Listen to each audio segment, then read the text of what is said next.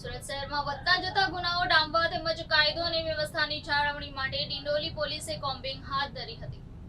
અહિંસાના પૂજારી ગાંધીનું ગુજરાત હવે પ્રતિદિન હિંસાને પગલે આગળ વધી રહ્યું છે। રાજ્યમાં બનતી ગુનાખોરીની ઘટનાઓ સતત વધી રહી છે। ચોરી, લૂંટ, ધાડ જેવી ઘટનાઓ બાદ હવે લોકોની સરેઆમ હત્યા કરવી જાણે સામાન્ય બની ગઈ છે। રાજ્યમાં હત્યાના કિસ્સામાં સુરત શહેર મોખરે છે।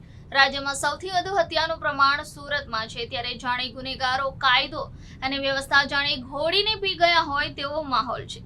દિન પ્રતિદિન વધતા ગુનાઓને ડામવા ડિંડોલી વિસ્તારમાં પોલીસે ઉચ્ચ અધિકારીઓની હાજરીમાં કોમ્બિંગની કાર્યવાહી હાથ ધરી હતી।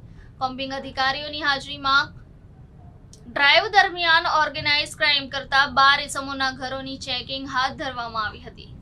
ખૂનની કોશિશ, લૂંટ, ધાડ, મહાવ્યથા વગેરે જેવા ગુનામાં પકડાયેલ 50 જેટલા આરોપીઓના ઘર ચેક કરી કોમ્બિંગ કરવામાં આવી હતી। સદર કોમ્બિંગ દરમિયાન એક પ્રોહિબિશન તથા એક તડીપાર ભંગનો કેસ કરવામાં આવ્યો હતો।